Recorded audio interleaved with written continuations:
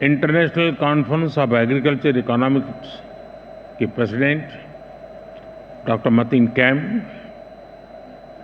नीति आयोग के सदस्य श्री रमेश जी, भारत और अन्य देशों के एग्रीकल्चर साइंटिस्ट, रिसर्च से जुड़े अलग अलग यूनिवर्सिटी के हमारे साथी, एग्रीकल्चर सेक्टर से जुड़े एक्सपर्ट्स और स्टेक होल्डर्स, देवी और सज्जनों, मुझे खुशी है कि 65 साल के बाद आईसीएई की ये कॉन्फ्रेंस भारत में फिर हो रही है। आप दुनिया के अलग अलग देशों से भारत आए हैं। भारत के 120 मिलियन किसानों की तरफ से आपका स्वागत है।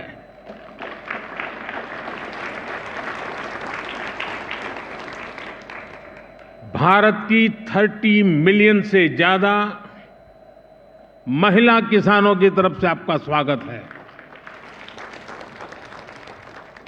देश के 30 मिलियन फिशरमैन की तरफ से आपका स्वागत है।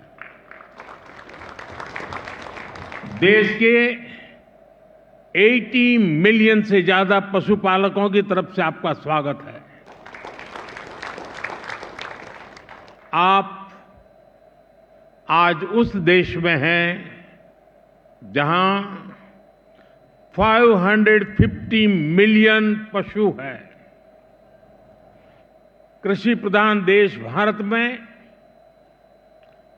जीव प्रेमी भारत में आपका स्वागत है, अभिनंदन है। फ्रेंड्स, भारत जितना प्राचीन है उतनी ही प्राचीन एग्रीकल्चर और फूड को लेकर हमारी मान्यताएं हैं, हमारे अनुभव हैं। और भारतीय कृषि परंपरा में साइंस को, लॉजिक तो प्राथमिकता दी गई है। आज फूड और न्यूट्रिशन को लेकर इतनी चिंता दुनिया में हो रही है, लेकिन हजारों साल पहले हमारे ग्रंथों में कहा गया है, अन्नम ही भूतानाम ज्येष्ठम तस्मात् सर्वौषधम उच्यते। अर्थात सभी पदार्थों में अन्न श्रेष्ठ है, इसलिए अन्न को सभी औषधियों का स्वरूप, उनका मूल कहा गया है। हमारे अन्न को औषधीय प्रभावों के साथ इस्तेमाल करने का पूरा आयुर्वेद विज्ञान है। ये पारंपरिक नॉलेज सिस्टम भारत के समाज जीवन का हिस्सा है। फ्रेंड्स, लाइफ और फूड को लेकर ये हजारों वर्ष पहले का भारतीय विजडम है। इसी विजडम के आधार पर भारत में एग्रीकल्चर का विकास हुआ है। भारत में करीब 2000 वर्ष पहले कृषि पराशर नाम से जो ग्रंथ लिखा गया था, वो पूरे मानव इतिहास की धरोहर है।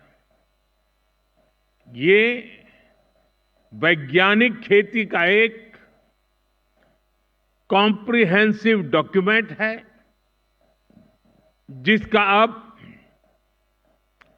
ट्रांसलेटेड वर्जन भी मौजूद है।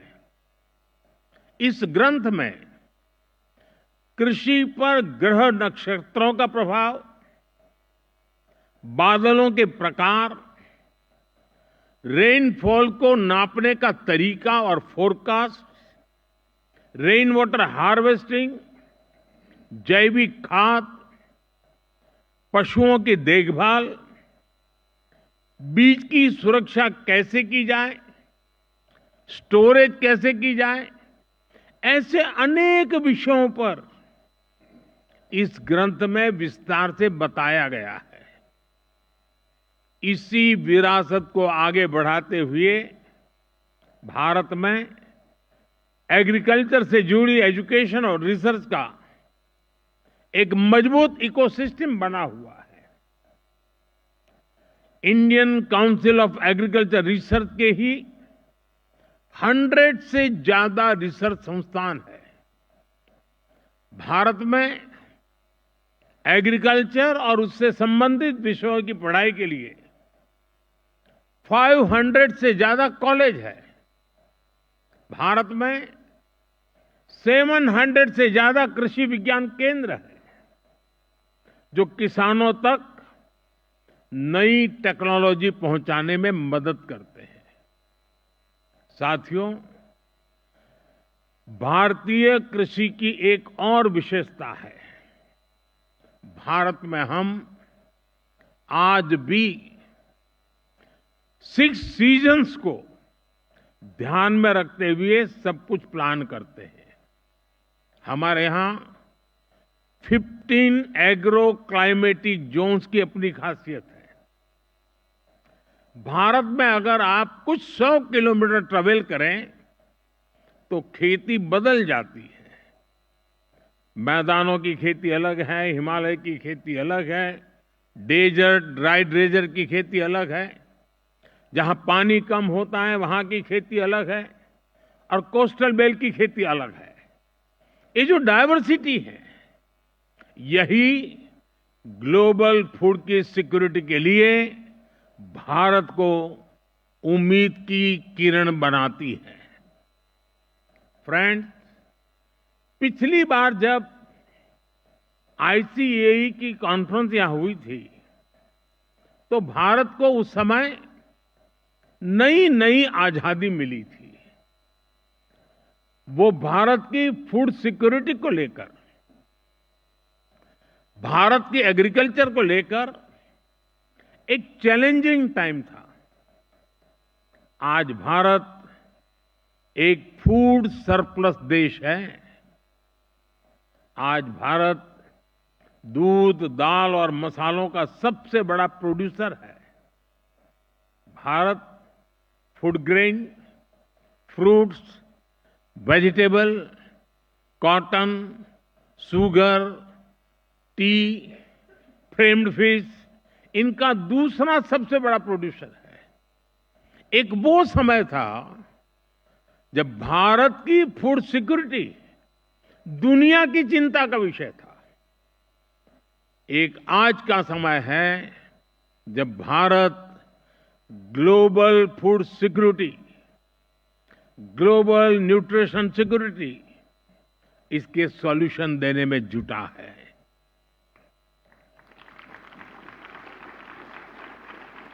इसलिए फूड सिस्टम ट्रांसफॉर्मेशन जैसे विषय को डिस्कस करने के लिए भारत के अनुभव बहुमूल्य है।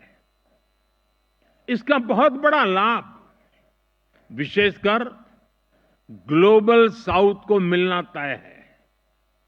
साथियों, विश्व बंधु के तौर पर भारत मानवता के कल्याण को सर्वोपरि रखता है। G20 के दौरान भारत ने वन अर्थ, वन फैमिली और वन फ्यूचर का विजन सामने रखा था। भारत ने एनवायरनमेंट को बचाने के लिए लाइफस्टाइल यानी मिशन लाइफ का भी मंत्र दिया। भारत ने one earth, one health initiative भी शुरू किया। हम ह्यूमन, एनिमल्स और प्लांट्स की हेल्थ को अलग अलग नहीं देख सकते। सस्टेनेबल एग्रीकल्चर और फूड सिस्टम्स के सामने आज जो भी चैलेंजेस है, इनको वन अर्थ, वन फैमिली और वन फ्यूचर की होलिस्टिक अप्रोच के साथ ही निपटा जा सकता है। साथियों, एग्रीकल्चर हमारी इकोनॉमिक पॉलिसी के सेंटर पे है। हमारे यहां करीब 90% परिवार ऐसे हैं जिनके पास बहुत कम जमीन है। ये छोटे किसान ही भारत की फूड सिक्योरिटी की सबसे बड़ी ताकत है। यही स्थिति एशिया के कई विकासशील देशों में है। इसलिए भारत का मॉडल कई देशों के काम आ सकता है। जैसे एक उदाहरण के लिए सस्टेनेबल फार्मिंग का, भारत में हम बड़े पैमाने पर केमिकल फ्री नेचुरल फार्मिंग को प्रमोट कर रहे हैं। इसके काफी अच्छे रिजल्ट देखने को मिले हैं। इस साल के बजट में भी बहुत बड़ा फोकस सस्टेनेबल फार्मिंग और क्लाइमेट रेजिलिएंट फार्मिंग पर है। हम अपने किसानों को सपोर्ट करने के लिए एक पूरा इकोसिस्टम डेवलप कर रहे हैं। भारत का बहुत जोर क्लाइमेट रेजिलिएंट क्रॉप से जुड़ी रिसर्च एंड डेवलपमेंट पर है। बीते 10 सालों में हमने करीब 1900 नई क्लाइमेट रेजिलिएंट वैरायटी अपने किसानों को दी है।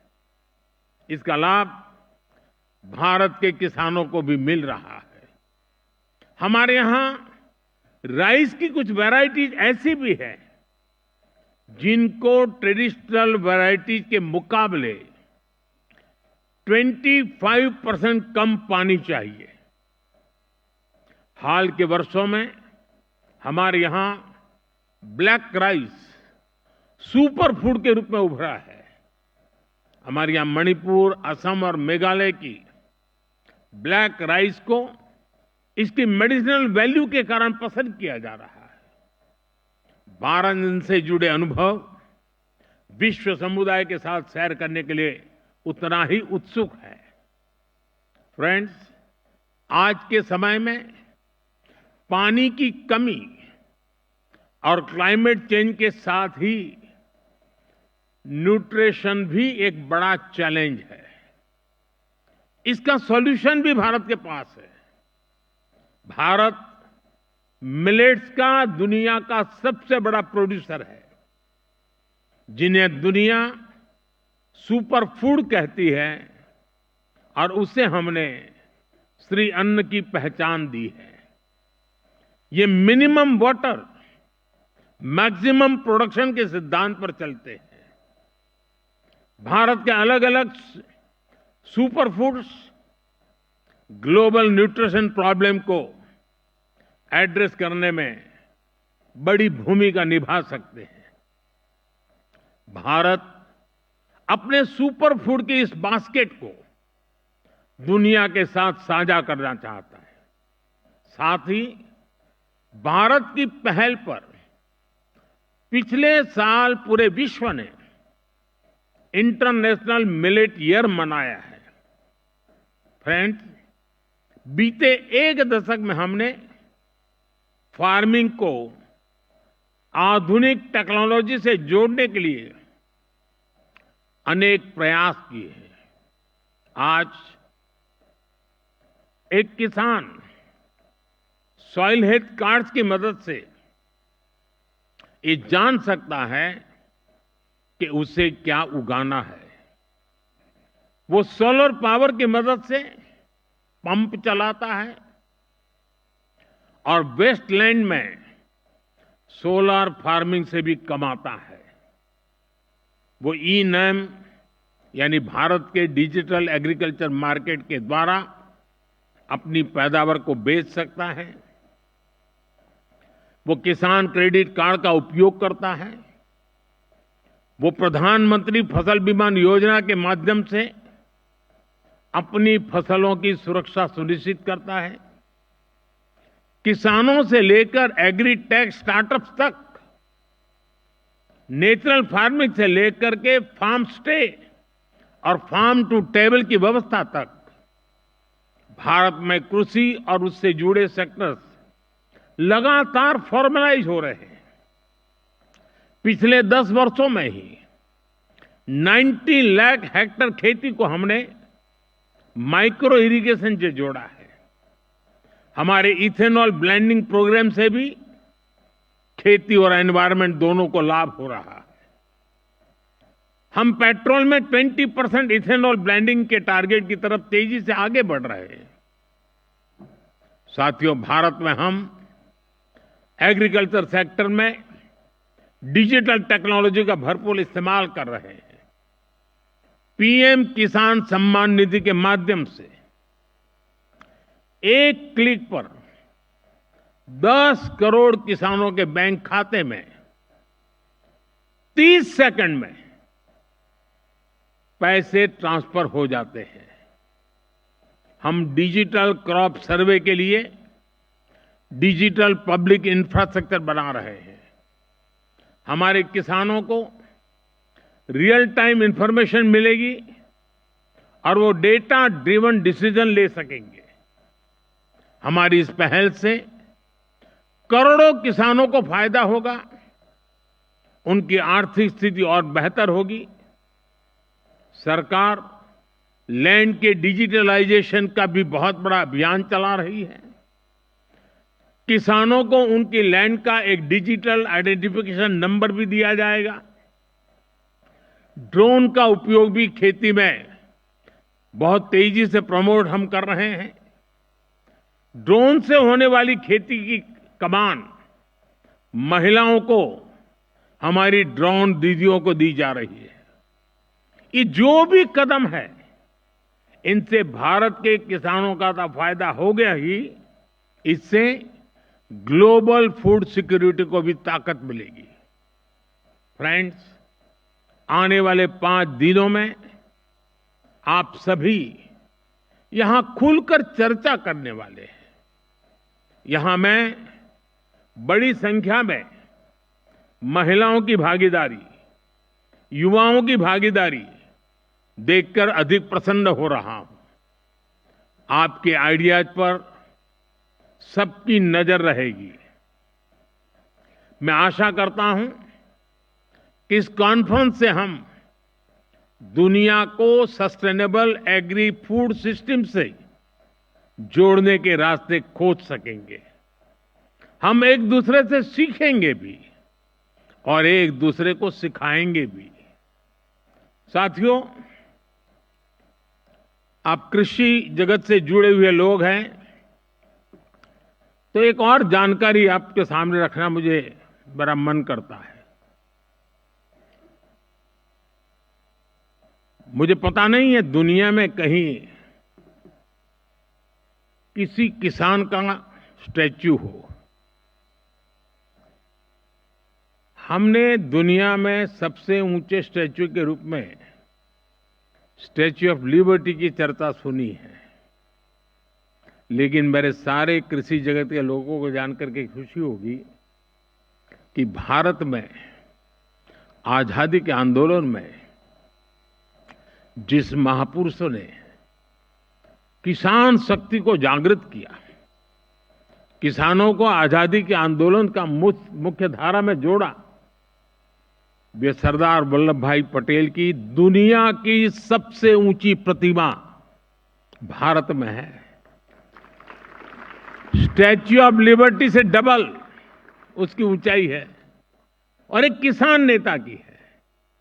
और दूसरी विशेषता है कि ये जो स्टैच्यू बनाया गया है, तो भारत के 600,000 6 लाख गांवों से हर गांव में किसानों को कहा गया कि आप खेत में जिस लोहे के औजार का उपयोग करते हैं, वैसा अपने खेत में उपयोग किए हुए औजार का टुकड़ा हमें दीजिए।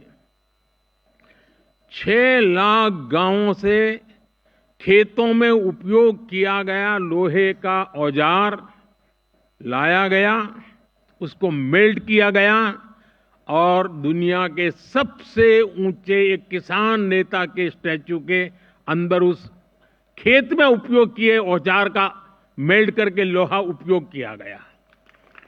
मैं जरूर मानता हूं कि इस देश के किसान पुत्र को इतना बड़ा सम्मान जो मिला है, शायद विश्व में ऐसा कहीं नहीं हुआ होगा।